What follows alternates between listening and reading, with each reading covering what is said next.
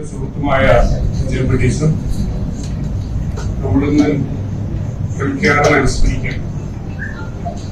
എംകെആറുമായി നേരിട്ട് പരിചയമുള്ള ഒരു തലമുറ ഏറെക്കുറെ കുറഞ്ഞുകൊണ്ടിരിക്കുകയാണ്. അദ്ദേഹത്തെ നേരിട്ട് കാണുകയും അദ്ദേഹത്തോടൊപ്പം പ്രവർത്തിക്കുകയും അദ്ദേഹത്തോടൊപ്പം വിദ്യാഭ്യാസ രംഗത്തോ സംഘടനാ രംഗത്തോ ഇടപെടുകയും ചെയ്ത ആ ജനറേഷന്റെ എണ്ണം കുറഞ്ഞു വരികയാണ്. നമ്മുടെ ഓർമ്മകളും അതുകൊണ്ട് മങ്ങിക്കൊണ്ടിരിക്കും എന്നതിന് തർക്കമൊന്നും. 25 വർഷം മുമ്പുള്ള ഒരു കാര്യം ഓർമ്മിച്ചെടുക്കുക എന്നുള്ളത് ഇന്ന് വളരെ പ്രയാസകരമായ ഒരു കാലഘട്ടത്തിലാണ് നമ്മളൊക്കെ ജീവിക്കുന്നത്. നമ്മുടെ ഓർമ്മകളെ തന്നെ ഡിലീറ്റ് ചെയ്യപ്പെടുന്ന അല്ലെങ്കിൽ മായ്ച്ചു കളയുന്ന ഒരുപാട് സാഹചര്യങ്ങൾ, പുതിയ സാഹചര്യങ്ങൾ ഉയർന്നു വരുന്നു.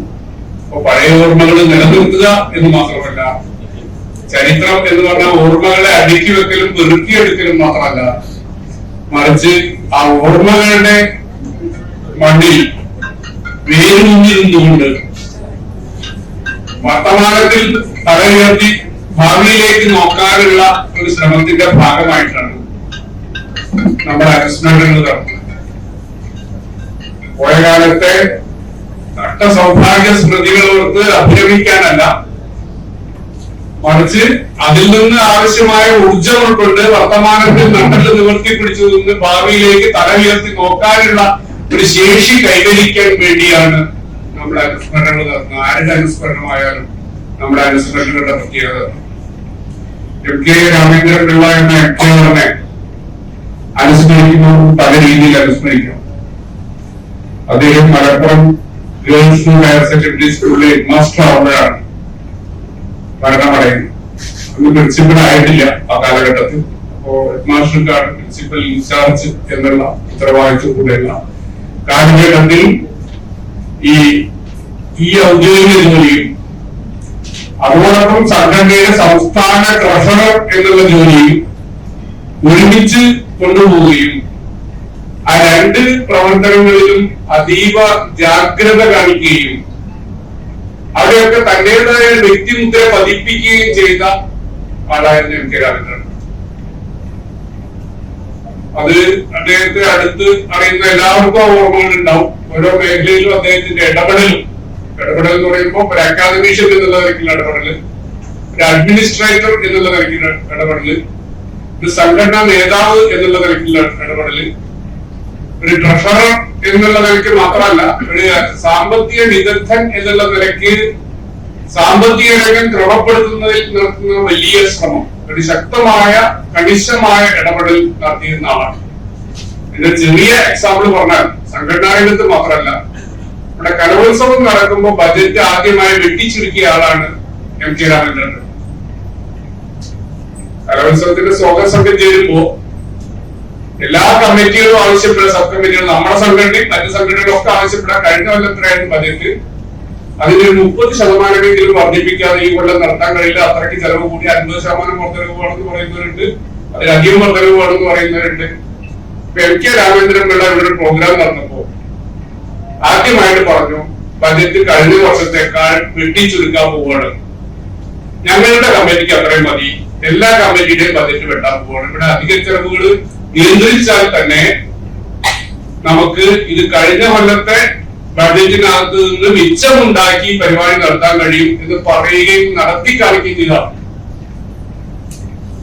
അപ്പൊ ഇതൊരു ഉദാഹരണം ഞാൻ പറഞ്ഞത്. അപ്പൊ ഞാൻ അതിന്റെ വിശദാംശങ്ങളിലേക്ക് പോവല്ല.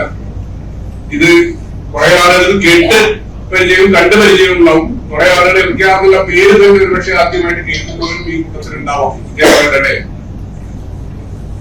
എം.കെ. രാമേന്ദ്രൻ പിള്ള ഞാൻ ആദ്യമായിട്ട് പരിചയപ്പെടുമ്പോ അദ്ദേഹം DGTA എന്ന സംഘടനയിലാണ്, ഞാൻ KGPT എന്നുള്ള സംഘടനയിലാണ്. ഇപ്പൊ കേട്ട അത്ഭുതം തോന്നുന്നു, പക്ഷെ രണ്ടാളും രണ്ട് സംഘടനയിലാണ്. ഞാൻ കേരള ഗവൺമെന്റ് പ്രൈമറി ടീച്ചേഴ്സ് അസോസിയേഷനിലാണ് അന്ന് പ്രവർത്തിക്കുന്നത്. അദ്ദേഹം ഡിപ്പാർട്ട്മെന്റൽ ഗ്രാജുവേറ്റ് ടീച്ചേഴ്സ് അസോസിയേഷനിലാണ് പ്രവർത്തിക്കുന്നത്. പിന്നെ ഞങ്ങൾ ഒരുമിച്ച് ഒരൊറ്റ സംഘടനയിലാവുന്നത് എന്ന് ചോദിച്ചാൽ അത് 1980-ലാണ്. 1980 പ്രൈമറി അധ്യാപകരുടെ സംഘടനയായ KGPT-യും ഗ്രാജുവേറ്റ് അധ്യാപകരുടെ സംഘടനയായ DGTയെയും ഹൈസ്കൂളിലെ തന്നെ ഭാഷാധ്യാപകരുടെ സംഘടനയായ KSSBS ഇതും സംയോജിച്ച് KGTA എന്ന ഗവൺമെന്റ് മേഖലയിലെ ഏക സംഘടനയായിട്ട് മാറും. നോക്കൂ, ഇപ്പൊ കേട്ട ഒരു പക്ഷേ ഇത് തമാശയായിട്ട് തോന്നുന്നു. രാമേന്ദ്രപിള്ള വേറെ സംഘടന, രമണമാഷ് വേറെ സംഘടന, ഞാൻ വേറെ സംഘടന. മൂന്ന് സംഘടന 3 കാറ്റഗറിയിൽ വർക്ക് ചെയ്ത ആളാണ്. രമണമാഷ് ഭാഷാധ്യാപകനായിട്ടും ഞാൻ പ്രൈമറി അധ്യാപകനായിട്ടും അദ്ദേഹം ഗ്രാജുവേറ്റ് അധ്യാപകനായിട്ടും. ഇതിനെ യോജിപ്പിക്കാന്ന് പറഞ്ഞാൽ ഇപ്പൊ കേട്ടാൽ നിങ്ങൾക്ക് എളുപ്പമായിരുന്നു.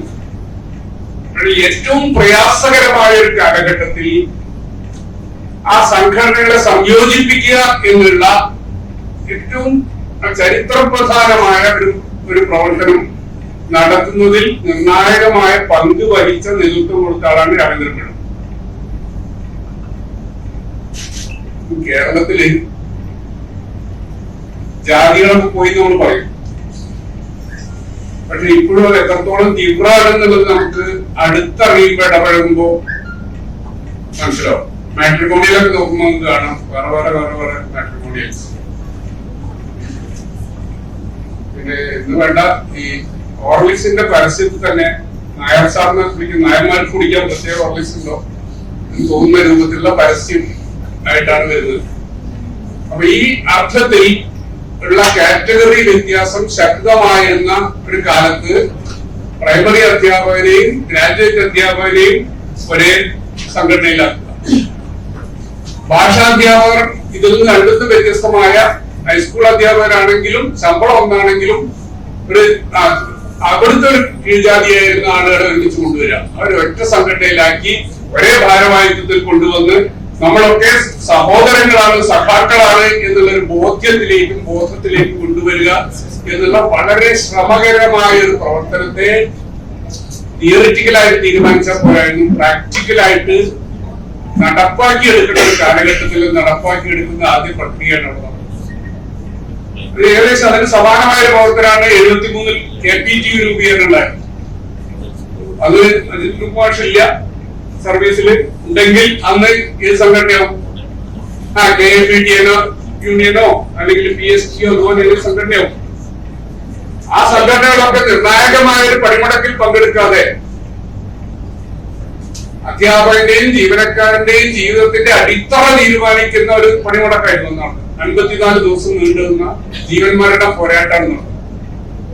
അതിൽ പങ്കെടുക്കാതെ മാറി നിന്നപ്പോ ഞങ്ങൾക്ക് സംഘടനയില്ലാതെ പണിമുടക്കും എന്ന് പറഞ്ഞ് ആ ഹൈസ്കൂളിലെ പ്രൈവറ്റ് ഹൈസ്കൂളിലെ അധ്യാപകരും പ്രൈവറ്റ് പ്രൈമറിയിലെ അധ്യാപകരും ഒരുമിച്ച് സംഘടന ഇല്ലാതെ പണിമുടക്കി. ആ പണിമുടക്കിന്റെ ചൂടിൽ ഉരുകിച്ചേർന്നുണ്ടായ സംഘടനയാണ് KPTU. അപ്പൊ അവരെ ഉരുക്കിച്ചേർന്നത് പണിമുടക്കിന്റെ ചൂടും അതിന്റെ ദുരന്തങ്ങളും ദുരിതങ്ങളും ആയപ്പോഴാണ് അവർ ഉരുകിച്ചേർന്നത്. വയനാട്ടിൽ ഇപ്പൊ ജാതി മതമൊക്കെ പോയത് ദുരന്തം വന്നപ്പോഴാണ്. ഇപ്പൊ ശവം മാന്തി എടുക്കുമ്പോ അതിന്റെ ജാതി ആരും നോക്കുന്നില്ല, എന്നെ തൊട്ടാൽ ഒന്നും മുറിയുന്നു ഒരു പെണ്ണും പറയുന്നില്ല. അപ്പൊ ആ അർത്ഥത്തിലേക്ക് കാര്യങ്ങൾ മാറിയിരിക്കുന്നു. അപ്പൊ അങ്ങനെയാണ് KPTU ഉണ്ടാക്കി. ഈ KPTയും KGTയും നമ്മൾ യോജിക്കുക എന്നുള്ള പ്രക്രിയ വീണ്ടും നടത്തേണ്ടി വന്നു. ഞാൻ പറയുന്നത് സംഘടനാ രംഗത്തെ വളർച്ചയുടെ ഒരു സംഗമദശ നമ്മൾ വിളിക്കാവുന്ന നിർണായകമായ ഒരു ഘട്ടമാണ് MKRന്റെ കാലഘട്ടത്തിൽ നടന്നത് സൂചിപ്പിക്കാനാണ്. ഈ 3 സംഘടനകളുടെ ഗവൺമെന്റ് മേഖലയിലെ 3 സംഘടനകളുടെ ഏകോപനം, പിന്നെ പ്രൈവറ്റ് മേഖലയിലുള്ള സംഘടനയും ഗവൺമെന്റ് മേഖലയിലുള്ള സംഘടനയും തമ്മിലുള്ള ഏകോപനം എന്നുള്ളത് സാധിച്ചെടുക്കുക എന്നുള്ളതൊക്കെ നിയമപരമായും രാഷ്ട്രീയമായും നമ്മുടെ കാറ്റഗറി പരമായും ഒക്കെ ഒരുപാട് വ്യത്യാസങ്ങളുണ്ട്. എയ്ഡഡ് സ്കൂൾ അധ്യാപകൻ ഏറ്റവും പേടിച്ചിരുന്ന ഒരാളാണ് AEO അല്ലേ? ആ AEOയും എയ്ഡഡ് സ്കൂൾ അധ്യാപകനും ഒരേ സംഘടനയിലാവുകയാണ്. AEO മാത്രമല്ല DEOയും DDയും എയ്ഡഡ് സ്കൂൾ അധ്യാപകനും ഒരേ സംഘടനയിലാവുകയാണ്. ഇതൊക്കെ ചിന്തിക്കാൻ കഴിയുമോ? അവരെ ഇങ്ങോട്ട് കൂട്ടാൻ പറ്റുമോ, ഇവരെ അങ്ങോട്ട് കൂട്ടാൻ പറ്റുമോ എന്നുള്ള ചർച്ചകൾ നടന്നിരുന്ന കാലത്ത് സംയുക്തമായ നിരവധി പ്രവർത്തനങ്ങളിലൂടെ തിയറിറ്റിക്കലായിട്ട് പറഞ്ഞു പഠിപ്പിച്ചതാണ്. കൂട്ടായ പ്രവർത്തനങ്ങളിലൂടെ ഐക്യം രൂപപ്പെടുത്തി ഏതാണ്ട് 80 മുതൽ ഒരു 10 കൊല്ലക്കാലം നടത്തിയിട്ടുള്ള തുടർച്ചയായ പ്രവർത്തനത്തിലൂടെയാണ് അധ്യാപകർക്ക് ഒറ്റ സംഘടന എന്നുള്ള ഒരാശയത്തിലേക്ക് കൊണ്ടുവരാൻ. അതിന് 99 കാത്തിരിക്കേണ്ടി വന്നു. ചില സംഘടനകള് 91 കഴിഞ്ഞ് നമ്മളൊക്കെ ഈ തീരുമാനം എടുത്ത് ഒരുപാട് വർഷം കഴിഞ്ഞിട്ടാണ് ഇപ്പോ നമ്മുടെ വഴിക്ക് വരുന്നത് അല്ലെ. കേരളത്തിൽ മറ്റ് സംഘടനകൾ ഈ പാത സ്വീകരിച്ചിട്ടുണ്ട്. പക്ഷെ നമ്മുടെ 10-12 കൊല്ലം പുറകിൽ നിന്നുകൊണ്ടാണ് അവർ നമ്മുടെ പാതയിൽ സഞ്ചരിച്ചത്. അന്ന് നമ്മളെ വിമർശിക്കുകയും കാറ്റഗറി ഉണ്ടാക്കാൻ ശ്രമിക്കുകയും ഒക്കെ ചെയ്തവർ അതല്ല ശരി, ഇതാണ് ശരിയെന്ന് തീരുമാനിക്കാൻ അവർക്ക് ഒരു ദശകക്കാലം എടുക്കേണ്ടി വന്നു എന്നുള്ളതാണ് പ്രശ്നം. അപ്പൊ ആ അർത്ഥത്തിൽ പരിശോധിച്ചാൽ സംഘടനാ രംഗത്തെ ഈ ഒരു വളർച്ച, അതിന്റെ രൂപത്തിലുള്ള വളർച്ച, അതിന്റെ ഘടനയിലുള്ള വളർച്ച, അതിന്റെ വീക്ഷണത്തിലുള്ള വളർച്ച, ഈ മാറ്റിയെടുക്കുന്ന ആ പ്രക്രിയയിൽ നേതൃത്വം കൊടുത്ത ഒരാളാണ് എം കെ രാമേന്ദ്രപിള്ള എന്നുള്ളതാണ് സംഘടനാപരമായ ഈ അദ്ദേഹത്തിന്റെ ഏറ്റവും വലിയ സവിശേഷത. ഒന്ന്, ഗവൺമെന്റ് മേഖലയിലെ സംയോജന കാലത്ത്, 2 എയ്ഡഡ് ഗവൺമെന്റും തമ്മിലുള്ള സംയോജന കാലത്ത്, പിന്നെ അതിന്റെ അഖിലേന്ത്യാ രൂപമായ STFIയുടെ രൂപീകരണത്തിലുള്ള പ്രാഥമിക പ്രവർത്തനങ്ങൾ നടക്കണം. ആ പ്രവർത്തനവും അദ്ദേഹത്തിന്റെ മനസ്സിലുണ്ടായിരുന്നു.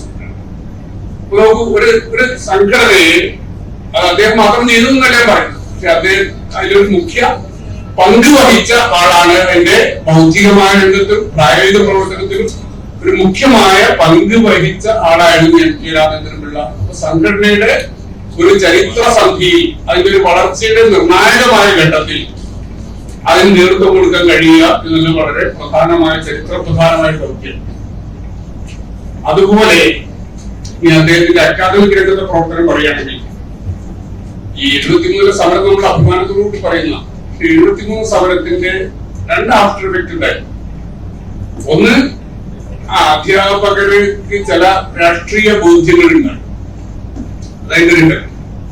മറ്റൊന്ന്, അധ്യാപകർ അന്ന് ചോദിച്ച 100 രൂപ ഇടക്കാലാശ്വാസം അന്നൊരു വലിയ തുകയായിട്ട് തോന്നുമെങ്കിലും പിന്നീടുള്ള ശമ്പള പരിഷ്കരണത്തിൽ അത് ഏറെക്കുറെ അത് യാഥാർത്ഥ്യം.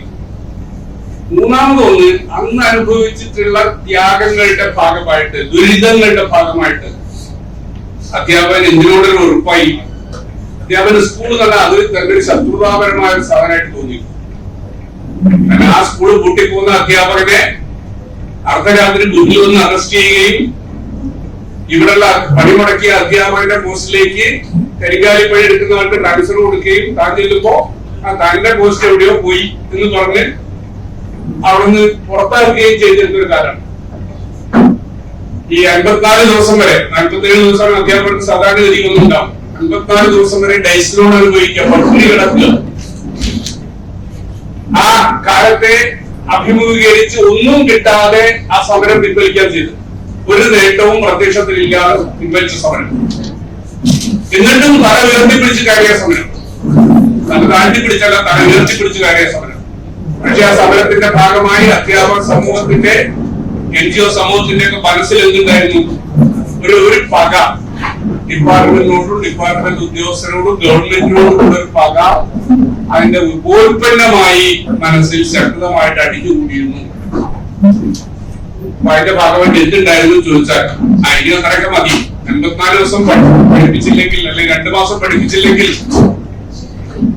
ഇപ്പൊ നമ്മളെന്താ ആലോചിക്കാം, ആ സമയത്ത് പോഷൻ തീർക്കണോ, കുട്ടികളെ പഠിപ്പിക്കണോ, അതിനെന്താ വഴി എന്നുള്ളത് സ്വാഭാവികമായിട്ട് ഇപ്പൊ ആലോചിക്കും. പക്ഷെ അന്ന് ആലോചിച്ചത് ഞങ്ങൾക്ക് ഡൈസിനോടാണ്, കുട്ടികൾക്കും സമൂഹത്തിനും ഒക്കെ അത് അനുഭവിക്കട്ടെ എന്നുള്ള ഒരു മനോഭാവത്തിലേക്ക് ഏറെക്കുറെ എത്തിയിരുന്നു. അതിനൊരു നെഗറ്റീവ് മനോഭാവത്തിലെത്തിയ അധ്യാപക സമൂഹം. അതിൽ നിന്ന് അധ്യാപകരെ ഏറെക്കുറെ വീണ്ടെടുക്കാൻ കഴിയുന്നത് 80-കൾക്ക് ശേഷമാണ്. 1973 സമരത്തിന്റെ ആ ഇഫക്റ്റ് വീണ്ടെടുത്ത് ഈ മേഖല നിലനിർത്തിയാൽ മാത്രമേ, ശക്തിപ്പെടുത്തിയാൽ മാത്രമേ നമുക്ക് നിലനിൽക്കാൻ കഴിയൂ എന്നുള്ളൊരു ബോധ്യത്തിലേക്ക് അധ്യാപക സമൂഹത്തെ കൊണ്ടുവരാൻ കഴിഞ്ഞത് ആ കാലത്ത്. നമ്മുടെ മേഖലയിൽ മാത്രമല്ല, പണ്ട് ഇലക്ട്രിസിറ്റി ജീവനക്കാട് വലിയ സമരം ഉണ്ടായിരുന്നു. ആ സമരകാലത്ത് ഇതുപോലെ കടുത്ത അടിച്ചമർത്തലും ദുരിതവും അനുഭവിച്ചപ്പോ ആ സമരത്തിൽ ഇങ്ങനെ രക്തസാക്ഷികളാവാൻ പോകുന്ന ആളുകൾ എന്നുള്ള രൂപത്തിലുള്ള ആളുകൾ എന്താ ചെയ്തിരുന്നത്? രാത്രി പോയിട്ട് വലിയ ടവർ ഉണ്ടല്ലോ 110 kV, അതിന്റെ ഫ്യൂസ് ഒരു 8 വോൾട്ട് അടിച്ചിട്ട് മറച്ചിട്ട് സമരം വിജയിപ്പിക്കാതെ പ്രവർത്തനമായിരുന്നു അവസാന ഘട്ടത്തിൽ. എന്നുവെച്ചാൽ താൻ പണിയെടുക്കുന്ന മേഖലയാണ് എന്നറിയാം, പക്ഷെ എന്നാലും ഈ ഗവൺമെന്റിനോടുള്ള ആ സംവിധാനത്തോടുള്ള എതിർപ്പും അടിച്ചമർത്തലിനെതിരായിട്ടുള്ള ഒരു തിരിച്ചടിയുടെ ഭാഗമായി അതുവരെ ചെയ്തിരുന്ന ഒരു കാലമുണ്ട്. അപ്പൊ ആ മനോഭാവത്തിൽ നിന്ന് കേരളത്തിലെ അധ്യാപകരെ തൊഴിലാളികളെ ഒക്കെ മാറ്റിക്കൊണ്ടിരിക്കുന്നുണ്ട് അല്ലെ, മാറി വരുന്നുണ്ട്. ആ മാറ്റിക്കൊണ്ടുവരുന്നതിൽ ഒരു മുഖ്യ പങ്ക് എം.കെ. രാമചന്ദ്രനൊക്കെ KGTA രൂപീകരണത്തിന് ശേഷം KGTA അക്കാദമിക് കൗൺസിൽ എന്നൊരു സംവിധാനം വേണം എന്ന് പറഞ്ഞപ്പോൾ അതിന്റെ കൺവീനർ ആയിട്ട് വന്നത് രാമചന്ദ്രൻ റഷീദ് കൺസീലിന്റെ ആ അക്കാദമിക് കൗൺസിലിന്റെ പ്രവർത്തനത്തിന്റെ ഭാഗമായിട്ടാണ് അക്കാദമിക രംഗത്ത് ഒരു പുതിയ ഇടപെടൽ നടത്തുന്നത്. അന്ന് ടീച്ചേഴ്സ് ഹാൻഡ് ബുക്കോ ടീച്ചേഴ്സ് പരിശീലനമോ ഇതുപോലെ ക്ലസ്റ്ററോ ഈ സംവിധാനങ്ങളൊന്നുമില്ല. അപ്പൊ അന്ന് 10ാം തരത്തിലെ ഇംഗ്ലീഷ് പഠിപ്പിക്കാൻ ഒരു ആശ്രയം ഇല്ലാത്തതുകൊണ്ട് ഗൈഡ് ബുക്കുകളെ ആശ്രയിക്കുന്നു. CC ഗൈഡ് മുതൽക്കുള്ള എല്ലാ ഗൈഡുകളായിരുന്നു അധ്യാപകന്റെ കുട്ടിയുടെ ടൂള്. അതിൽ നിന്ന് വ്യത്യസ്തമായി കുറെ കൂടെ ശാസ്ത്രീയമായ ഒരു സംവിധാനം 10ാം ക്ലാസ്സിലെ ഇംഗ്ലീഷ് പഠിപ്പിക്കാൻ നമുക്ക് ഉണ്ടാക്കണം എന്നതിന്റെ വലിയ ചർച്ചയും സംഘടനാപരമായ പ്രവർത്തനം നടത്തുന്നതിന്റെ ഭാഗമായിട്ട് അക്കാലത്ത് ഇറക്കിയ വളരെ പ്രധാനപ്പെട്ട പിന്നീട് ഒരുപാട് വർഷം ഉപയോഗിക്കപ്പെട്ട ഒരു പുസ്തകമാണ് 10ാം ക്ലാസ്സിലെ English hand book. English hand book. അതുപോലെ അക്കാലത്ത് പ്രസിദ്ധീകരിച്ച മറ്റൊരു ബുക്ക് ഉണ്ട്, ജോഗ്രഫി, ഹൈസ്കൂൾ ക്ലാസ്സിലെ ജോഗ്രഫിക് ഹാൻഡ് ബുക്ക്. നമുക്ക് ആരാ ജോഗ്രഫി പഠിപ്പിക്കുന്നത്? ഇപ്പൊ ഇംഗ്ലീഷ് പഠിപ്പിക്കാൻ പ്രത്യേക അധ്യാപകർ വേണം, ഫിസിക്സ് പഠിപ്പിക്കാൻ പ്രത്യേക അധ്യാപകർ വേണം, ജോഗ്രഫി പഠിപ്പിക്കാൻ പ്രത്യേക അധ്യാപകർ ഇപ്പോഴും ഇല്ല. ഹിസ്റ്ററി പഠിച്ചവരും എക്കണോമിക്സ് പഠിച്ചവരും ഒക്കെ ജോഗ്രഫി പഠിപ്പിക്കണം. ജോഗ്രഫിയിൽ നിന്നൊക്കെ വ്യത്യസ്തമായ വിഷയമാണ്. അപ്പൊ ജോഗ്രഫി പഠിപ്പിക്കാൻ സഹായകമായി ഹാൻഡ് ബുക്ക് വേണം എന്ന് പറഞ്ഞപ്പോൾ ആ രംഗത്തെ എല്ലാ വിദഗ്ധരെയും അധ്യാപകരുള്ളവരെയും പുറത്തുള്ളവരെയും ഉപയോഗിച്ചുകൊണ്ട് അന്ന് ടീച്ചേഴ്സിന് വേണ്ടി ഉണ്ടാക്കിയ ഒരു സാധനമാണ് ജോഗ്രഫി ഹാൻഡ് ബുക്ക്. ഇത് രണ്ടും ചരിത്ര പ്രധാനമായ കേരളത്തിന്റെ വിദ്യാഭ്യാസ ചരിത്രത്തെ അക്കാദമിക് ചരിത്രത്തിലെ വളരെ നിർണായകമായ 2 സ്റ്റെപ്പാണ്. അതോടൊപ്പം പ്രൈമറി രംഗത്ത് 3-4 ക്ലാസ്സുകളെ കേന്ദ്രീകരിച്ച് പരിസര പഠനം എന്ന പേരിൽ പുസ്തകം ഇറക്കിയിട്ടുണ്ട്. പരിസര പഠനം അന്നില്ല. അന്ന് മലയാളം, കണക്ക്, ഇംഗ്ലീഷ് ഇതൊക്കെ ഉണ്ട്. 3ാം ക്ലാസ് മുതൽ ഇംഗ്ലീഷ് ഞാനൊക്കെ പഠിക്കുമ്പോൾ പിന്നീട് 4ാം ക്ലാസ് മുതലാക്കി. ഇത്ര വ്യത്യാസം. ഈ വിഷയങ്ങളാണ് അക്കാലത്ത് പഠിച്ചിരുന്നത്. മലയാളത്തിലൂടെ ചിലപ്പോൾ സാമൂഹ്യ ശാസ്ത്രം കുറച്ച് പഠിക്കും. മലയാള പാഠങ്ങളിലൂടെ കിട്ടുന്ന സാമൂഹ്യ ശാസ്ത്രം എന്നതിനപ്പുറത്തേക്ക് ശാസ്ത്രത്തിനും സയൻസിനും അല്ല സാമൂഹ്യ ശാസ്ത്രത്തിനും പ്രത്യേക പുസ്തകമൊന്നും ഈ പ്രൈമറി ലെവലിൽ, ലോവർ പ്രൈമറി ലെവലിൽ ഇല്ല.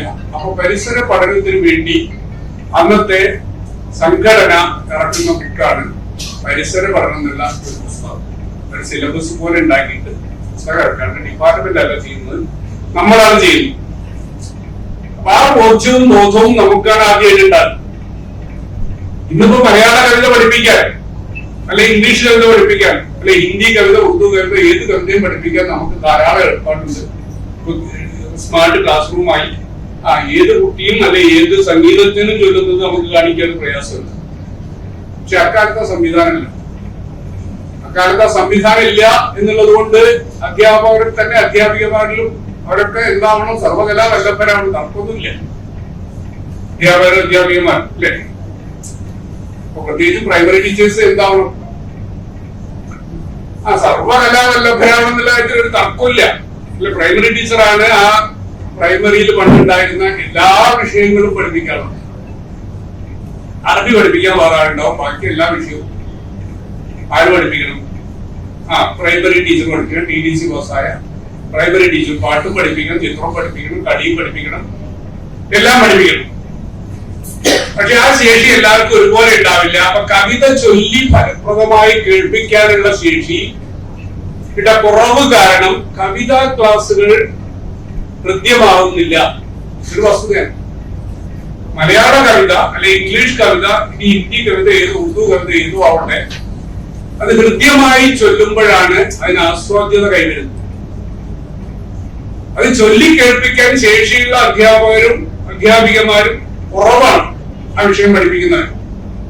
ഈ പ്രശ്നം എങ്ങനെ കൈകാര്യം ചെയ്യാം എന്ന് ആലോചിച്ചപ്പോഴാണ് അത് അധ്യാപക മേഖലയിലെ ഏറ്റവും മികച്ച നമ്മളെ മ്യൂസിക് ടീച്ചേഴ്സിനും അല്ലാത്തവരായ ആളുകളെ ഉപയോഗിച്ചുകൊണ്ട് നമ്മള് എല്ലാ മലയാള കവിതകളും, പാഠപുസ്തകത്തിലെ എല്ലാ മലയാള കവിതകളും വളരെ ശ്രമകരമായ പണിയായിരുന്നു ഒന്ന് റെക്കോർഡ് ചെയ്യാനുള്ളത്.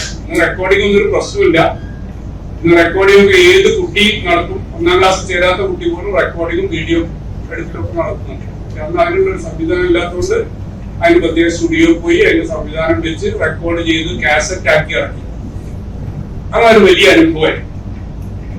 മലയാള കവിതകളുടെ കാസറ്റ് എന്നത് അത് ഹൈസ്കൂൾ ക്ലാസ്സിലെ എല്ലാ മലയാള കവിതകളുടെയും ഇതുപോലെ ചൊല്ലിച്ച് മനോഹരമായ കാസറ്റ് അക്കാലത്ത് ഇറക്കിയിരുന്നു. അപ്പൊ ഇത് അക്കാദമിക് രംഗത്തെ അദ്ദേഹത്തിന്റെ ഒരു ഇടപെടലാണ്. ഇടപെടലിന് മാത്രമല്ല, ഇടപെടലിനൊക്കെ പ്രധാനമായി എന്താണെന്നറിയോ, അതൊരു മനോഭാവ മാറ്റം സൃഷ്ടിക്കാനുള്ള പ്രവർത്തനമാണ്. നേരത്തെ ഞാൻ പറഞ്ഞ എല്ലാത്തിനോടും വിരോധം. അന്ന് ഈ പണിമുടക്ക് കഴിഞ്ഞ ഉടനെ അന്നത്തെ മുഖ്യമന്ത്രി അച്യുതമേനോൻ ഈ ലക്ഷം വീട് പദ്ധതി എന്ന് പറഞ്ഞൊരു പരിപാടി, അതിലേക്ക് നിങ്ങള് ഒരു ദിവസം ശമ്പളം സംഭാവന ചെയ്യണം എന്ന് പറഞ്ഞു. ഒരു യോഗം വിളിച്ചിട്ട് ജീവനക്കാരുടെ സംഘടന. അന്ന് ഇരുപത്തിനാലിനും പി കെ തമ്പിയൊക്കെ പങ്കെടുത്ത് ഇരുപത്തിനാലും പി കെ തമ്പിയും പറഞ്ഞത് ഞങ്ങൾ ഒരു ദിവസം പണിമുടക്കി തരാം, ഒരു ദിവസം പണിമുടക്കി തരാം, നല്ല ശമ്പളം കിട്ടുമല്ലോ. 54 ദിവസം പണിമുടക്കി അതിന്റെ ശമ്പളമൊക്കെ പിടിച്ചു വെച്ച് പട്ടിണിക്കിട്ട, ഒന്നും കൊടുക്കാതെ തിരിച്ചു കയറ്റിയ, സ്കൂൾ തുറക്കുമ്പോഴും പണിമുടക്ക് പിൻവലിക്കുമ്പോഴും ഒരുപാട് പേർ കണ്ണൂർ സെൻട്രൽ ജയിലിൽ കിടക്കുന്ന, വിയ്യൂർ സെൻട്രൽ ജയിലിൽ കിടക്കുന്ന ആ കാലത്താണ്. അപ്പോ ആ പ്രതികരണം അങ്ങനെയായിരുന്നു. അപ്പൊ നെഗറ്റീവായിട്ടുള്ള പ്രതികരണമായിരുന്നു. ഇപ്പോഴാണ് അങ്ങനെ പറയില്ല. ഇപ്പൊ നീ ഏത് മുഖ്യമന്ത്രി വിളിച്ചാലും, ഉമ്മൻചാണ്ടി വിളിച്ചാലും, പിണറായി വിജയൻ വിളിച്ചാലും, വേറെ ഏത് മുഖ്യമന്ത്രി വിളിച്ചാലും ഒരു സംഘടനയും അങ്ങനെ ഒരു അഭിപ്രായം ഈ കാലത്ത് പറയില്ല എന്നുള്ള രൂപത്തിലേക്ക് ഒരു മനോഭാവ മാറ്റം ഉണ്ടായി. ഈ മനോഭാവ മാറ്റം അക്കാദമി രംഗത്തും പോസിറ്റീവായ ഒരു മനോഭാവ മാറ്റത്തിലേക്ക് അധ്യാപക സമൂഹത്തെ കൊണ്ടുവരുന്ന വളരെ ശ്രമകരമായ ഒരു പരിവർത്തന ഘട്ടം. ആ പരിവർത്തന ഘട്ടത്തിന്റെ ഒരു സന്ദർഭത്തിലാണ് MKR പ്രവർത്തിച്ചത്. അത് ആ 80 മുതൽ 90 വരെയുള്ള കാലഘട്ടത്തിലായിരുന്നു സംഭവിച്ചത്. 90 കഴിഞ്ഞപ്പോഴേക്കും അധ്യാപക ജീവനക്കാർക്ക് ഏകദേശം നമുക്ക് നിലനിൽക്കണമെങ്കിൽ അൺഎയ്ഡഡ് മേഖലയുമായി അവരായിരുന്നു അന്ന് മുഖ്യത്വം. അൺഎയ്ഡഡ് മേഖലയുമായി കോമ്പീറ്റ് ചെയ്യണമെങ്കിൽ നമുക്ക് ഈ മേഖലയിൽ മികച്ച പ്രകടനം കാഴ്ചവെച്ച് ജനങ്ങളെ ബോധ്യപ്പെടുത്താൻ കഴിഞ്ഞാൽ മാത്രമേ നമുക്ക് പൊതുമേഖലാ വിദ്യാഭ്യാസം നിലനിൽക്കൂ എന്നുള്ള ഒരു ബോധത്തിലേക്കും അക്കാലത്തെ അധ്യാപകരെ കൊണ്ടുവരാൻ കഴിഞ്ഞു മാത്രമല്ല, സംഘടനാ പ്രവർത്തനത്തിന്റെ ഒരു മുഖ്യ മുഖമായി, ഒരു സമരമുഖമായി അക്കാദമിക് മുഖം മാറ്റിയെടുത്തു. പണ്ട് നമുക്ക് സമരമുഖം കണ്ടാൽ പണിമുടക്ക്, ധർണ, പ്രക്ഷോഭം മാത്രമാണ്. അക്കാദമിക് മേഖല ഒരു വലിയ സമരമുഖമാണ് എന്ന് തിരിച്ചറിഞ്ഞുകൊണ്ട് ആ സമരമുഖത്തെ അടിത്തറ ഉറപ്പിക്കാനുള്ള ഒരു വലിയ പ്രവർത്തനം നടന്ന കാലമാണ് 1980 മുതൽ 90 വരെ. 90 ആയപ്പോഴേക്ക് അത് ഏകദേശം ഒരു സ്റ്റേബിൾ കണ്ടീഷനായി. സംഘടന പോകേണ്ടത് ഈ ലൈനിൽ തന്നെയാണ് നിലനിൽക്കുന്നത്. 91 ആയപ്പോഴേക്ക് KST ആയി. നമ്മൾ എയ്ഡഡ് ഗവൺമെന്റ് വ്യത്യാസമില്ലാതെ അധ്യാപകർ ഒന്നായി. 98 ഒക്കെ വന്നപ്പോ ഹയർ സെക്കൻഡറി ഒക്കെ വന്നപ്പോ വ്യാപകമായപ്പോ സ്വാഭാവികമായിട്ടും ഹയർ സെക്കൻഡറി അധ്യാപനം വേറിട്ട് നിൽക്കേണ്ട ആളല്ല. ഹയർ സെക്കൻഡറി, സെക്കൻഡറി, പ്രൈമറി വ്യത്യാസമില്ലാതെ നമ്മളൊക്കെ അധ്യാപകരാണ് എന്നുള്ള ബോധത്തിലേക്ക് അധ്യാപകരെ കൊണ്ടുവരാനും അഖിലേന്ത്യാ ഫെഡറേഷൻ എന്നുള്ള രൂപത്തിൽ നമുക്ക് സ്കൂൾ ടീച്ചേഴ്സ് ഫെഡറേഷൻ രൂപീകരിക്കാൻ കഴിയും. MKR കാലത്ത് അത് പൂർണ്ണമായി സാധ്യമായില്ല. പക്ഷെ അദ്ദേഹം തുടങ്ങി വെച്ച പ്രവർത്തനം പിന്നീട് 2000-ന് ശേഷമാണ് യഥാർത്ഥത്തിൽ പൂർത്തീകരിക്കപ്പെടുന്നത്. ഈ ഒരു വലിയ സംക്രമദശ, രണ്ട് രംഗത്തും ഒരു സംക്രമദശയാണ്. ഒന്ന് അധ്യാപകന്റെ മനോഭാവത്തിൽ ഉള്ളൊരു വലിയ മാറ്റം വരുന്നതാണ്. രണ്ട് അധ്യാപകരുടെ സംഘടനാ രൂപത്തിൽ വലിയൊരു മാറ്റം വരുന്നതാണ്. ആ കാലഘട്ടത്തിൽ സംഘടനയ്ക്ക് നേതൃത്വം കൊടുക്കാൻ കഴിയുക 1973 മുതൽ 2000 വരെയുള്ള കാലഘട്ടം എന്ന് പറഞ്ഞാൽ വലിയ ചരിത്രപരമായ മാറ്റങ്ങൾ സംഘടനാ രംഗത്തും വിദ്യാഭ്യാസ രംഗത്തും വരുന്നൊരു കാലഘട്ടം. അപ്പൊ ഇത് വളരെ പ്രധാനമാണ്. അപ്പൊ ഈ ആധുനിക കാലത്ത് നമ്മള് MKR അനുസ്മരിക്കുമ്പോ അതിൽ എന്ത് പാഠമാണ് ഉൾക്കൊള്ളേണ്ടത് എന്ന് ചോദിച്ചാൽ പല പാഠങ്ങൾ ഉണ്ടാവും. കാരണം ഇപ്പോ ഒരു ചോദ്യം ചോദിച്ചാൽ ഒന്നിലധികം ഉത്തരം കിട്ടുന്ന കാലം. ഈ കാലത്തിന്റെ സവിശേഷതയാണ്. പണ്ടൊക്കെ ഒരു ചോദ്യത്തിന് ഒരു ഉത്തരമേ ഉണ്ടാവുമായിരുന്നു. ഇപ്പൊ നിങ്ങൾ നോക്കൂ, അന്നത്തെ അധ്യാപനം എന്താണ്? ഞങ്ങൾ കളിയാക്കിയിട്ടെങ്കിലും പറയും, കോഴിക്ക് ഡാഷ്, പൂവൻകോഴിക്ക് ഡാഷ് ഉണ്ട് എന്ന് മാഷ് ക്വസ്റ്റ്യൻ കൊടുക്കും. അംഗവാനുണ്ട് എന്ന് എഴുതിയാൽ മാത്രം ഉത്തരം ശരി, അല്ലെങ്കിൽ തെറ്റ്. ഇതാണ് നമ്മളെ ചോദ്യരീതി. പക്ഷെ ആ ചോദ്യരീതി ഇപ്പോഴും അവസാനിച്ചു എന്ന് പറയാൻ കഴിയില്ല. ഇപ്പൊ നമ്മളെ നീറ്റ് പരീക്ഷയുടെ ചോദ്യങ്ങളെ സംബന്ധിച്ച് കേസ് വന്നപ്പോ എന്താ സ്ഥിതി? ഒരേ ചോദ്യത്തിന് വിവിധ തരം ഉത്തരങ്ങൾ ഉണ്ടെന്ന് വിദഗ്ധ സംഘം കണ്ടെത്തിയ ചോദ്യങ്ങൾ ക്യാൻസൽ ചെയ്യാൻ തീരുമാനിക്കണം അവസാനം. അപ്പൊ ആ രീതിയിൽ നിന്ന് നമുക്ക് പൂർണ്ണമായിട്ട് ഇപ്പോഴും മോചനം കിട്ടിയിട്ടില്ല. പക്ഷെ ഒരു ചോദ്യത്തിന് നിരവധി ഉത്തരങ്ങളുണ്ട് എന്നുള്ള വലിയ ഒരു ഫിലോസഫിക്കലായ തിരിച്ചറിവ് നമുക്ക് ഉണ്ടാവേണ്ട ഒരു കാലഘട്ടത്തിലാണ് നമ്മൾ ജീവിക്കുന്നത്. അപ്പൊ എംകെആറിൽ നിന്ന് നമുക്ക് ഒരുപാട് പാഠങ്ങൾ ഉൾപ്പെടാറുണ്ട്. സംഘടനാപരമായ പാഠങ്ങളുണ്ട്, അക്കാദമിക് പാഠങ്ങളുണ്ട്, ഒക്കെ ഉണ്ട്. പക്ഷെ എംകെആറിന് നമുക്ക് അതേ രൂപത്തിൽ ഈ കാലഘട്ടത്തിലേക്ക് പകർത്താൻ പറ്റില്ല. പക്ഷെ ആ പാഠങ്ങളിൽ നിന്ന് നമുക്ക് സമകാലിക വിദ്യാഭ്യാസ രംഗത്തേക്ക്, സമകാലിക കേരളത്തിലേക്ക് എന്തൊക്കെ ഉൾക്കൊണ്ട് മാറ്റാൻ കഴിയും, നമ്മുടെ സംഘടനാ പ്രവർത്തനത്തിൽ അത് ഏതൊക്കെ അംശം നമ്മൾ ഏതൊക്കെ രീതിയിൽ ഉപയോഗിക്കാം എന്നുള്ളതിനെ കുറിച്ച് ചിന്തിക്കേണ്ട സന്ദർഭമാണ്. ഇപ്പോ പുതിയ പ്രതിസന്ധി അനുഭവിക്കുന്നതാണ്. വിദ്യാഭ്യാസ രംഗത്ത് ഡിസ്പോർട്ട്മെന്റിൽ ഏരിയൊക്കെ പഠിക്കാൻ പോകണം. നല്ല കാര്യം. ഞങ്ങൾ റിട്ടയർഡ് അധ്യാപകർ 2 കൊല്ലം മുമ്പ് പരിശീലനം നടത്തി. അധ്യാപകർ. അപ്പൊ നമുക്ക് പുതിയ കാര്യമായിട്ട് കിട്ടിയാൽ നമ്മൾ വിചാരിച്ച് വീട്ടില് കുട്ടികളോടൊക്കെ ചോദിച്ചു, ഞങ്ങൾ ഇങ്ങനെ സംഭവം GPT കേട്ടിട്ടുണ്ടോ? GPT ഒക്കെ ഔട്ട്ഡേറ്റഡ് ആയിരുന്ന കുട്ടി അന്ന് പറഞ്ഞു 2 കൊല്ലം മുമ്പ്. അത് ഒരു കൊല്ലമായിട്ട് 2021 ശേഷം അപ്ഡേറ്റ് നടക്കുന്നില്ല. ഈ കാശ് കൊടുത്തവർക്ക് മാത്രമേ കിട്ടുള്ളൂ. പിന്നെ അതെടുത്തിട്ട് എന്താ കാര്യം? അപ്പൊ കുട്ടികൾ നമ്മളെക്കാൾ വളരെ വളരെ മുമ്പിലാണ് നമ്മൾ കാണുന്നത്. ഇപ്പോ പുതിയ പ്രതിസന്ധി വിദ്യാഭ്യാസ മേഖല എന്തൊക്കെ ചോദിച്ചാൽ പുറമേ നിന്ന് നോക്കും. നിങ്ങൾ അകത്തുനിന്ന് നോക്കുന്നവരാണ്, ഞങ്ങളൊക്കെ പുറമേ നോക്കുന്നവരാണ്. പഴയ ആൾക്കാർ നിങ്ങൾ കണ്ടില്ലേ ഈ ഉപഗ്രഹ ചിത്രം എന്നൊക്കെ പറയും പോലെ, അതുപോലുള്ള ഒരു വിദ്യാഭ്യാസ രംഗത്തേക്ക് നോക്കുമ്പോ ഇപ്പൊ കാണുന്ന ഒരു ചിത്രം വളരെ വിചിത്രമാണ് തോന്നുന്നത്. കാരണം കുട്ടികള് അധ്യാപകരെക്കാൾ ഒരുപാട് മുമ്പിലാണ്. രക്ഷിതാവും അധ്യാപകരും തമ്മിലൊരു ഗ്യാപ്പ് നിലനിൽക്കുന്നുണ്ട്. രക്ഷിതാവും കുട്ടിയും തമ്മിലൊരു ഗ്യാപ്പ് നിലനിൽക്കുന്നു. ഇപ്പോ ഒരു 4-5 വയസ്സായ കുട്ടി സ്വന്തം അമ്മയോട് എന്റെ കാര്യത്തിൽ നിങ്ങൾ ഇടപെടണ്ട എന്ന് പറഞ്ഞു കേട്ടിട്ടുണ്ട്. നേരെ കേട്ടിട്ടുണ്ട്. എന്റെ കാര്യത്തിൽ നിങ്ങൾ ഇടപെടണ്ട എന്ന് 4-5 വയസ്സുള്ള കുട്ടി അമ്മയോട് പറയാണ്. അപ്പൊ ആ പറയുന്ന രൂപത്തിലേക്ക് കുട്ടി മാറിയിരിക്കുന്നു. പണ്ടൊക്കെ നമ്മൾ സ്കൂളിലെ പ്രശ്നം എന്താ ചെയ്യാ? രക്ഷിതാവിനോട് വിളിപ്പിക്കും. രക്ഷിതാവിനോട് വരാൻ പറയുന്ന കുട്ടിക്ക് പേടിയാണ്. അപ്പൊ വീട്ടില് പ്രശ്നം ഉണ്ടാക്കുന്ന കുട്ടിയോട് അമ്മ എന്താ പറയാ? ഞാൻ ടീച്ചറോട് പറയുന്ന സ്കൂളിലെ കാര്യം നമുക്കറിയാം എന്താണ് ശരി, നമ്മൾ പറഞ്ഞാലുള്ള ഇഫക്റ്റും കാര്യമൊക്കെ ഞാൻ അതിന്റെ വിശ്വാസത്തിലേക്ക് പോയതിനേക്കാൾ കൂടുതൽ നിങ്ങൾക്കറിയാം. അപ്പോ ഇവിടെ നമ്മൾ കാണേണ്ട ഒരു കാര്യം, ഞാൻ വിശ്വാസങ്ങളിലേക്കൊന്നും പോകുന്നില്ല. നമുക്ക് രണ്ടുപേരും പരിപാടിയൊക്കെ തുടങ്ങി. ഇപ്പൊ ഈ വയനാട് മഹാദുരന്തം നടക്കും. ആ ദുരന്തത്തിൽ ഇങ്ങനെ വിറങ്ങലിച്ച് നിൽക്കുമ്പോ നമ്മുടെ യൂട്യൂബിലും നമ്മുടെ വാട്സപ്പ് ഗ്രൂപ്പിലൊക്കെ വീഡിയോ വന്നു. കുറച്ച് കുട്ടികളുടെ പ്രാർത്ഥനയാണ്. നിങ്ങൾ കേട്ടിട്ടുണ്ടോ? ഒരു മുസ്ലിം രീതിയിലുള്ള പ്രാർത്ഥനയാണ്. പടച്ച റബ്ബേ ഇന്ന് പെരുമഴ പെയ്യിച്ച് ഞങ്ങളെ സ്കൂളും മദ്രസയൊക്കെ ഒലിച്ചു പോണേ എന്നുള്ള പ്രാർത്ഥനയാണ്. വീട്ടില് ഞാൻ അയച്ചു തരുന്നത് വളരെ സർക്കുലേറ്റ് ചെയ്തോടുണ്ട്. വയനാട്ടിലെ കുട്ടികൾ തന്നെയാണ്. ഈ ദുരന്തം കാര്യം മുമ്പാണ്. അങ്ങനെ ആ പ്രാർത്ഥന സ്കൂളും മദ്രസ ഒലിച്ചു പോണേക്ക് അവധി കിട്ടണമെന്നാണ് പ്രാർത്ഥിക്കുന്നത്. ആ പ്രാർത്ഥനയുടെ അവസാനം പറയുന്നത്, ഞങ്ങളുടെ ജില്ലാ കലക്ടർക്ക് നീ ആയുസ്സും ആരോഗ്യവും ആഫിയത്തും നൽകണേ. ഒരു കുട്ടി പ്രാർത്ഥിക്കും, മറ്റേ കുട്ടികൾ ആമീൻ. പിന്നെ അതിന്റെ അവസാനത്തെ ഒരു വാക്യം, ഞങ്ങളുടെ ജില്ലാ കലക്ടറുടെ കാഴ്ചശക്തി വർദ്ധിപ്പിച്ചു കൊടുക്കണേയാണ് പേര്. കുറെ ആലോചിച്ചു. ജില്ലാ കലക്ടറുടെ കാഴ്ചശക്തി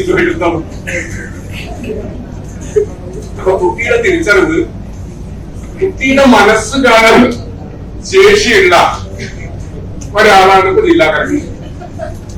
അധ്യാപകൻ കാണുന്നില്ല, രക്ഷിതാവ് കാണുന്നില്ല, പൊതുസമൂഹം കാണുന്നില്ല. അപ്പൊ ജില്ലാ കലക്ടർ കുട്ടിയുടെ മനസ്സ് കാണുന്നു. അപ്പൊ ആ ജില്ലാ കലക്ടർക്ക് ആയുസ്സും ആരോഗ്യവും ആഫിയത്തും ഒക്കെ കൊടുക്കണം. അതിന് പുറമെ കണ്ണിന്റെ കാഴ്ചശക്തി വർദ്ധിപ്പിച്ചു കൊടുക്കണേ റബ്ബേ എന്ന് പറയുമ്പോ ഒക്കെ പറയുന്ന നമ്മൾ ചിരിച്ചു പോകും, പക്ഷെ ചിരിക്കാനോ കരയാനോ എന്നൊന്നും പറയാൻ കഴിയാത്ത ഒരു വീഡിയോ ആണ്. ഈ ദുരന്തം ഉണ്ടാകുന്നതിന് മുമ്പ് ചിലപ്പോൾ അവിടെയുള്ള കുട്ടികളുമായിട്ടുള്ള പറയാൻ വയ്യ. ഒരു മുസ്ലിം രീതിയിലുള്ള പ്രാർത്ഥനയും സദസ്സുമാണ്. അപ്പൊ ഈ കുട്ടികൾ നിൽക്കുന്നത് എവിടെയാണ്? നമ്മൾ നിൽക്കുന്നത് എവിടെയാണ്? രക്ഷാകർത്താക്കൾ നിൽക്കുന്നത് എവിടെയാണ്? ഇത് വിദ്യാഭ്യാസ രംഗത്ത്, ആധുനിക വിദ്യാഭ്യാസ രംഗത്ത് വലിയ പ്രതിസന്ധിയാണ്. കുട്ടി നമ്മളെക്കാൾ ഒരർത്ഥത്തിൽ ഒരുപാട് ദൂരെയാണ്. കുട്ടി രക്ഷിതാവിൽ നിന്ന് ഒരുപാട് ദൂരെയാണ്. നമ്മളും രക്ഷിതാവും കുട്ടിയും ഒരു ത്രികോണം പറയും, പക്ഷെ നമ്മൾ തമ്മിലുള്ള ഈ ലിങ്ക് ഇപ്പൊ അറ്റുപോയി മൂന്ന് ധ്രുവങ്ങളിൽ നിൽക്കുന്നു എന്നുള്ള അവസ്ഥയാണ്. അതിന്റെ വിശദാംശങ്ങളൊന്നും കൂടുതൽ ചർച്ച ചെയ്യും. അതുകൊണ്ടാണ് ഇപ്പൊ എന്ത് പറയുന്നത്, കുട്ടിക്ക് അക്ഷരം എഴുതാൻ അറിയില്ല, പാചകം എഴുതാൻ അറിയില്ല, രക്ഷിതാവ് പറയും, പൊതുസമൂഹം പറയും, DPI പറയും, KTJയും പറയും. ഇവിടെ യോഗത്തിൽ പറഞ്ഞു നിങ്ങൾ പരിശോധിക്കുന്നു, സംഭവം ശരിയാണ്. പക്ഷെ കുട്ടി എങ്ങനെ കമ്മ്യൂണിക്കേഷൻ നടത്തുന്നത് കണ്ടിട്ടുണ്ടോ? കുട്ടിക്ക് മലയാള മാധ്യമ അക്ഷരം ചിലപ്പോൾ കൃത്യമായിട്ട് എഴുതാൻ കഴിയില്ല. പക്ഷെ കുട്ടി കമ്മ്യൂണിക്കേഷൻ നടത്തുന്നത് ഏത് ആശയവും നമ്മളെക്കാൾ 10 മടങ്ങ് സ്പീഡില് ഇങ്ങനെ ഒരു ഫോൺ പിടിച്ചിട്ട് നമുക്കൊക്കെ ഇതിങ്ങനെ നോക്കി ഇവിടെ അക്ഷരം നിർത്തണം. ഓരോ വിരലുണ്ട്. കുട്ടി ഇങ്ങനെ പിടിച്ചിട്ട് അതിന്റെ 3 വിരല് ഇടത്തെ കൈന്റെയും 5 വിരല് വലത്തെ കൈന്റെയും ഉപയോഗിച്ചിട്ട് ടൈപ്പ് ചെയ്തിട്ട് അവൻ ഉണ്ടാക്കുന്നു. എന്ത് മംഗ്ലീഷ് അല്ലെ? 2-3 ഇംഗ്ലീഷ് അക്ഷരം ഉപയോഗിച്ചുകൊണ്ട് ഒരു മലയാള വാക്കുണ്ടാക്കുന്നു. അവൻ കമ്മ്യൂണിക്കേറ്റ് ചെയ്യേണ്ടത് നിമിഷം കൊണ്ട് കമ്മ്യൂണിക്കേറ്റ് ചെയ്തു തിരിച്ചു വാങ്ങുന്നു. 3-4 ഇംഗ്ലീഷ് അക്ഷരം മതി അവരൊരു മലയാള വാക്കോ ഒരു വാക്യോ ഒരു ആശയം കൺവേ ചെയ്യാം. അപ്പൊ നമ്മളെ ഭാഷ അവരുടെ ഭാഷയും പറയണം. നമ്മുടെ അധ്യാപകൻ ഇങ്ങനെ എഴുതണം നമ്മൾ വാശിപ്പിക്കും. അത് അങ്ങനെയല്ല, ഇങ്ങനെ എഴുതിയാലോ മനസ്സിലാവും എന്ന് അവൻ വേറെ കാണിക്കുന്നു. അപ്പൊ ഈ ഒരു അന്തരം വളരെ വളരെ ശക്തമാണ്. ആ ഗ്യാപ്പ് വളരെ ശക്തമാണ്. അത് രക്ഷിതാവുമായിട്ടുള്ള ഗ്യാപ്പ് വളരെ ശക്തമാണ്. രക്ഷിതാവും നമ്മളുമായിട്ടുള്ള ഗ്യാപ്പ് വളരെ ശക്തമാണ്. ഇത് ആധുനിക വിദ്യാഭ്യാസ രംഗത്ത് ഉണ്ടാക്കിയുള്ള പ്രതിസന്ധി നിസ്സാരമല്ല. ഇത് നമ്മൾ കാണണം. ഇതിനെ എങ്ങനെ നമുക്ക് കുട്ടിയോടൊപ്പം ഓടിയെത്താൻ കഴിയുമോ, അല്ലെ കുട്ടിയെ നമ്മളോടൊപ്പം നടത്താൻ കഴിയുമോ, കുട്ടി രക്ഷിതാവും നമ്മളും എങ്ങനെയാണ് ഒരുമിച്ച് നടക്കുക എന്നുള്ളതിനകത്ത് വലിയ പ്രയാസം. അതുപോലെ സംഘടനാ രംഗത്ത് അതിന്റെ മുകളിൽ ഉണ്ടാകുന്ന വലിയ പ്രതിസന്ധി എന്താ പറയും? മുകളിലും താഴെ ഉണ്ടാകുന്ന പ്രതിസന്ധി. നേതൃത്വവും സാധാരണ അധ്യാപകരും തമ്മിൽ ഈ ഒരു ഗ്യാപ്പ് വരുന്നുണ്ടോ എന്നുള്ള പ്രശ്നം വരും. സംഘടനാ നേതൃത്വവും സാധാരണ അധ്യാപകരും തമ്മിൽ ഈ ഒരു ഗ്യാപ്പ് വരുന്നുണ്ടോ? ഈ ഒരു പ്രശ്നം വരും. ഒരു സബ് ജില്ലാ കമ്മിറ്റി കൂടുമ്പോ സബ് ജില്ലാ പ്രസിഡന്റ്, സെക്രട്ടറി, ട്രഷറർ ഒക്കെ ഭരണപക്ഷവും സബ് ജില്ലാ കമ്മിറ്റി അംഗങ്ങൾ പ്രതിപക്ഷമാവും. ഇതിനുള്ള പ്രശ്നം വരും. ആ ജില്ലാ കമ്മിറ്റി കൂടുമ്പോഴോ അവിടെ ഭരണപക്ഷത്തിലുണ്ടായിരുന്ന സബ് ജില്ലാ സെക്രട്ടറി, ജില്ലാ കമ്മിറ്റി മെമ്പറും ജില്ലാ കമ്മിറ്റിയിൽ എത്തുമ്പോൾ പ്രതിപക്ഷമാവുന്നു. ഈ രൂപത്തിലുള്ള ഒരു തരം ഒരു ഗ്യാപ്പ് ഈ ലീഡർഷിപ്പ് വരുന്നുണ്ട്. കേരളത്തിലെ ഇടതുപക്ഷ ജനാധിപത്യ മുന്നണിയുടെ ഭരണമാണ്, തർക്കമൊന്നുമില്ല. ഈ ഭരണം നിലനിൽക്കണം എന്നുള്ളത് വലിയ ഒരു അത്യാവശ്യവും അതിനപ്പുറത്തേക്കുള്ള വിദൂരമായി നോക്കിയാലും സമീപസ്ഥമായി നോക്കിയാലും എല്ലാ തരത്തിലും കേരളത്തിന്റെ ആവശ്യം. ആ ബോധ്യം നമുക്ക് ഉണ്ടോന്ന് ചോദിച്ചാൽ ഉണ്ട്. പക്ഷെ ആ ബോധ്യം ഓരോ അധ്യാപകന്റെ ഉള്ളിൽ തട്ടിയ ബോധ്യമാണോ എന്ന് ചോദിച്ചാൽ അവിടെ ആശയപ്പെടുത്തണം.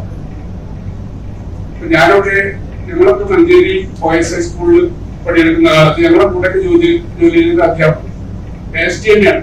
പണ്ട് KGT ചെയ്തു, പിന്നെ KST ആണ്. റിട്ടയർ ചെയ്തപ്പോഴും KST.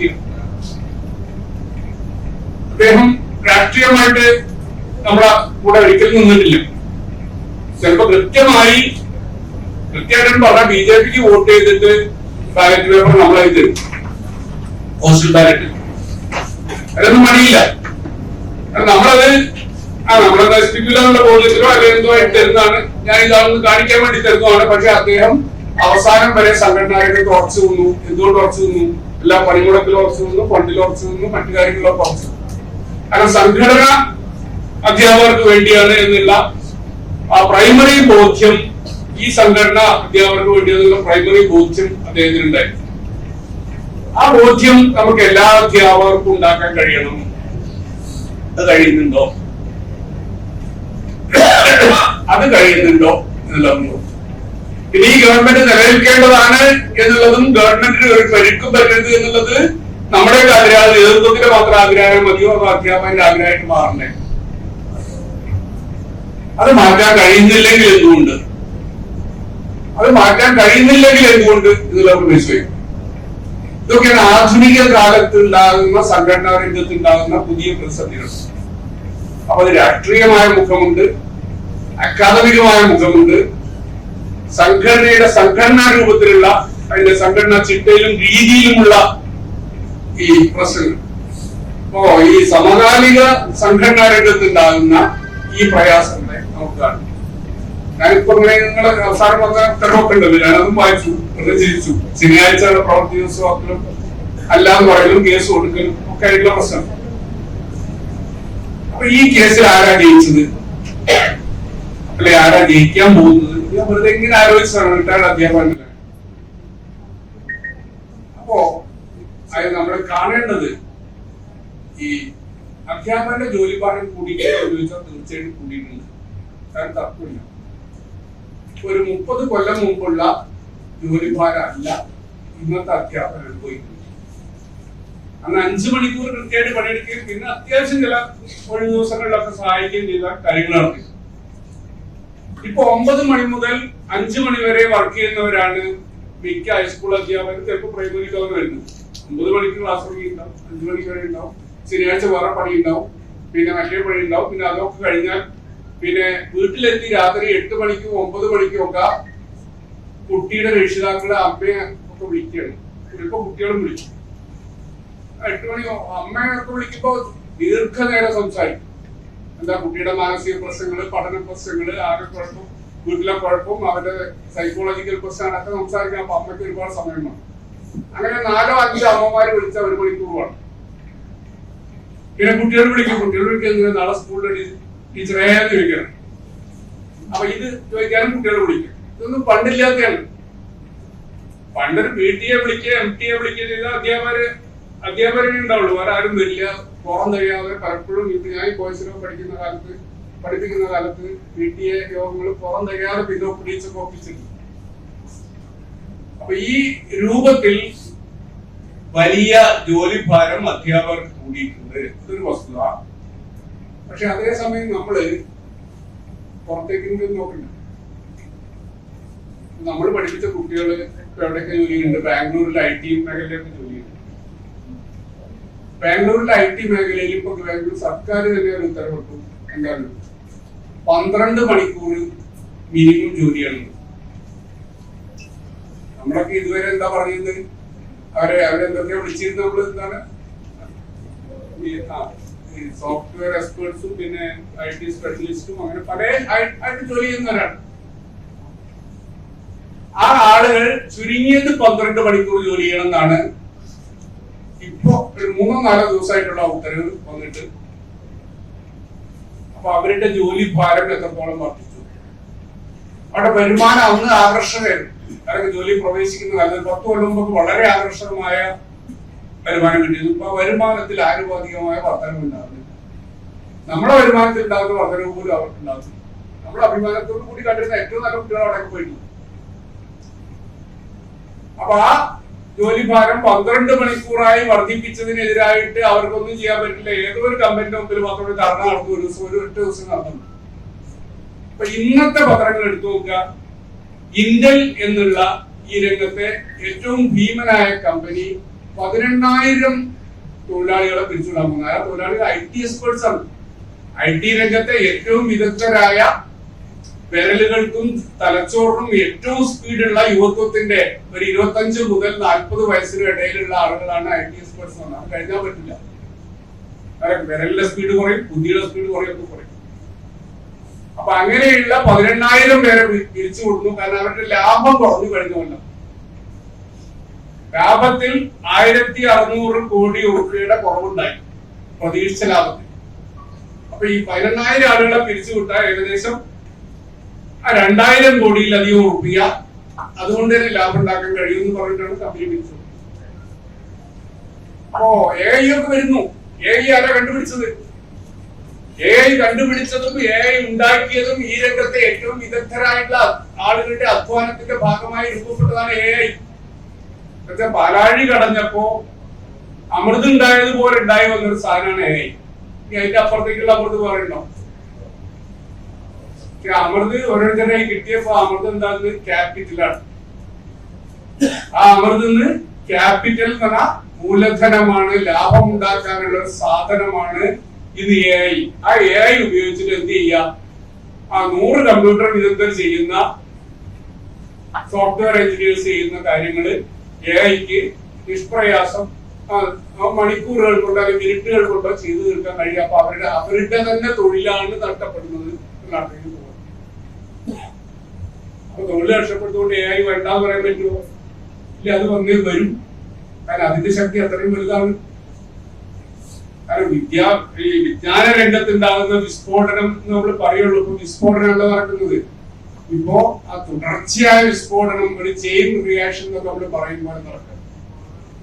അപ്പൊ നമുക്ക് ആ ഒറ്റ കേൾക്കുന്നില്ല. ഒരു വിപ്ലവം വിദ്യാഭ്യാസ രംഗത്ത് അല്ലെങ്കിൽ വിജ്ഞാന രംഗത്ത് ഒരു വിപ്ലവം ഉണ്ടായെന്ന് പറയാൻ കഴിയാത്ത രൂപത്തിൽ തുടർച്ചയായ വിപ്ലവങ്ങൾ നടക്കുമ്പോ തീർച്ചയായിട്ടും അതൊരു തുടർച്ചയായ ഒരു വലിയ സംഭവമായിട്ട് മാറുന്നു. അപ്പൊ ആ അകൽച്ചയാണ് കുട്ടികളും നമ്മളും തമ്മിലുള്ളത്. കാരണം കുട്ടികൾ നമ്മളെക്കാൾ ബഹുദൂരം മുന്നിലേക്ക് ഓടുന്നു, നമുക്ക് അതിനൊക്കെ ഓടാൻ കഴിയുന്നില്ല. രക്ഷിതാക്കൾ കുട്ടികളോടൊപ്പം ഓടാൻ ശ്രമിച്ച് നടക്കാതെ ക്ഷീണിച്ചിരിക്കുന്നു. അധ്യാപകരെ കുറ്റം പറയുന്നു, അധ്യാപകർ ജോലിഭാരത്തെ കുറിച്ച് പരിഭവിക്കുന്നു. പക്ഷെ നമ്മൾ ഓടുന്ന ദിശ ശരിയാണോ, കുട്ടിയുടെ ഒപ്പാണോ എന്നുള്ളത് നമുക്ക് തിരിച്ചറിയാൻ കഴിയത്തില്ല. ഈ വലിയ ഒരു പ്രതിസന്ധി നിലനിൽക്കുന്ന ഘട്ടത്തിലാണ് സംഘടനാ പ്രവർത്തനം നടക്കുക. ഇപ്പോ ഞാൻ സമയം ദീർഘിപ്പിക്കുന്നില്ല. ഒന്ന്, ഇപ്പൊ നമ്മൾ ഒരുപക്ഷെ ശമ്പളം വരിക്കണം ചോദിക്കാനുള്ള കാര്യം, യഥാർത്ഥത്തിൽ ശമ്പളം വരിക്കണം ചോദിക്കാനുള്ള കാലമായി. പക്ഷെ ഇപ്പൊ നമ്മള് എന്റെ ഒരു അഭിപ്രായം അനുസരിച്ച് 6 മാസം കഴിഞ്ഞ ശമ്പളം ചോദിച്ച് പ്രക്ഷോഭത്തിന് വരേണ്ട കാലത്തേക്കാണ്. ഇപ്പൊ ബെയിലി പാലം ഉണ്ടാക്കിയ ആയുസിന്റെ പാലാണെന്ന് പറഞ്ഞാൽ അപ്പുറത്തേക്ക് കിടക്കുകയാണ്. ബെയിലി പാലത്തിന്റെ ബില്ല് വരും. ബെയിലി പാലത്തിന്റെ ബില്ല് വന്നാൽ കേരളത്തില് ശമ്പളം കൊടുക്കാനും കൊടുക്കാൻ കഴിയാതെ എപ്പോഴേ വന്നിട്ടുണ്ട്. സ്കോളർഷിപ്പ് കൊടുക്കാൻ, LSS കൊടുക്കാൻ കഴിയാതെ വന്നിട്ടുണ്ട്. ശമ്പളം കൊടുക്കാൻ പോലും കഴിയാത്ത ഒരവസ്ഥയിലേക്ക് വരും. ആ തരത്തിലുള്ള പ്രതിസന്ധി ഒരു ഭാഗത്ത് വരുന്നു, മറുഭാഗത്ത് നമ്മുടെ ആവശ്യങ്ങൾ ഉയർത്തിക്കൊണ്ടുവരേണ്ട സാഹചര്യം വരുന്നു. അപ്പൊ ഇതിൽ എങ്ങനെയാണ് സംഘടന ഈ പ്രതിസന്ധി മുന്നോട്ട് കൊണ്ടുപോകുന്നത്? EMSന്റെ വളരെ പ്രസിദ്ധമായ ഒരു കാര്യം അക്കാലത്തുണ്ട് എന്ന് പറഞ്ഞു, ഇത് ഭരണവും സമരവും എന്ന EMSന്റെ ആശയം. സംസ്ഥാനത്ത് ഭരണം ഉണ്ടാവും, പക്ഷെ ആ ഭരണം കൊണ്ട് എല്ലാ ഡിമാൻഡും നേടാൻ കഴിയില്ല, എല്ലാ ആവശ്യങ്ങളും ഒരിക്കലും നേടാൻ കഴിയില്ല. കേന്ദ്രത്തിൽ ഭരണം ഉണ്ടായപ്പോൾ നമുക്ക് വേണ്ടത് നേടാം. അപ്പൊ ഭരണത്തോടൊപ്പം സമരങ്ങൾ വേണ്ടി വരും എന്നുള്ള EMS കൊണ്ടുള്ള ആശയം, ഒരാശയത്തിന് തുടക്കമാണ്. ആശയം അതുപോലെ ഇക്കാലത്ത് പ്രാക്ടിക്കലാക്കാൻ പറ്റുമെന്നും ഞാൻ പറയുന്നില്ല. കാരണം ആശയവും പ്രധാനമാണ്. കാരണം എന്താണ് നമ്മളൊരു ബഹുജന സംഘടനയുടെ അടിത്തറ? അതിലുള്ള ആ മേഖലയിലുള്ള ആളുകളെ ഒപ്പം നിർത്തിയിട്ട് വേണം അവരെ പൊളിറ്റിക്കലൈസ് ചെയ്യാൻ. അവര് സാമാന്യ ബോധവും സാമൂഹ്യ ബോധവും രാഷ്ട്രീയ ബോധവും ഉണ്ടാക്കാൻ എന്ത് വേണം? ആദ്യം അവരെല്ലാവരും കൂടെ നിർത്തണം. ആ കൂടെ നിർത്തുക എന്നുള്ള പ്രവർത്തനവും ബോധവൽക്കരിക്കുക എന്നുള്ള പ്രവർത്തനവും ഒരുമിച്ച് കൊണ്ടുപോകാൻ വളരെ സങ്കീർണമായ പ്രയാസം ഉണ്ടാക്കുന്ന ഒരു കാലഘട്ടത്തിലൂടെയാണ് സംഘടനാ പ്രവർത്തനം മുന്നോട്ട് പോകുന്നത്. അപ്പൊ അതിൽ നിന്ന് നമ്മൾ പോയ കാലത്തിന്റെ പാഠങ്ങൾ ഉൾക്കൊണ്ട് ഈ സങ്കീർണമായ കാലഘട്ടത്തിൽ സംഘടനയെ നയിക്കാനുള്ള ശക്തമായ ദിശാബോധവും സംഘടനാ ബോധവും സാമൂഹ്യ ബോധവും ഉണ്ടാവേണ്ട ഒരു സംഘടനയുടെ പ്രവർത്തകരാണ് നിങ്ങൾ. തീർച്ചയായിട്ടും മിക്കവാറും നമ്മൾ അനുസ്മരിക്കുമ്പോ അദ്ദേഹത്തെ വ്യക്തിപരമായി അനുസ്മരിക്കുന്നു, അദ്ദേഹത്തിന്റെ ചരിത്ര കാലഘട്ടത്തെ അനുസ്മരിക്കുന്നു, അദ്ദേഹം നടത്തിയ പ്രവർത്തനങ്ങളെ ആദരിക്കുന്നു. അതോടൊപ്പം അതിൽ നിന്ന് പൂർവ്വകാലത്തിൽ നിന്ന് നമുക്ക് ഉൾക്കൊള്ളാനുള്ള ഊർജം ഉൾക്കൊണ്ടുകൊണ്ട് സമകാലിക അധ്യാപക മേഖലയിലെ, സമകാലിക കേരളത്തിലെ വിദ്യാഭ്യാസ മേഖലയിലെ പ്രവർത്തനം എങ്ങനെ ശക്തമായി മുന്നോട്ട് കൊണ്ടുപോകണം എന്ന് ആലോചിച്ച് ചർച്ച ചെയ്ത് പാതകൾ വെട്ടി തുറക്കേണ്ട, പുതിയ പാതകൾ വെട്ടി തുറക്കേണ്ട കാലഘട്ടമാണ് ഇത് എന്ന് മാത്രം സൂചിപ്പിച്ചുകൊണ്ട് നിങ്ങൾക്ക് എല്ലാവർക്കും ആശംസകൾ അർപ്പിച്ചുകൊണ്ട്, അഭിവാദ്യങ്ങൾ അർപ്പിച്ചുകൊണ്ട് FKR-ന്റെ ഉജ്ജ്വലമായ സ്മരണയ്ക്ക് മുമ്പിൽ ഒരു പിടി സ്നേഹാഞ്ജലികൾ അർപ്പിച്ചുകൊണ്ട് ഞാൻ അവസാനിപ്പിക്കുന്നു.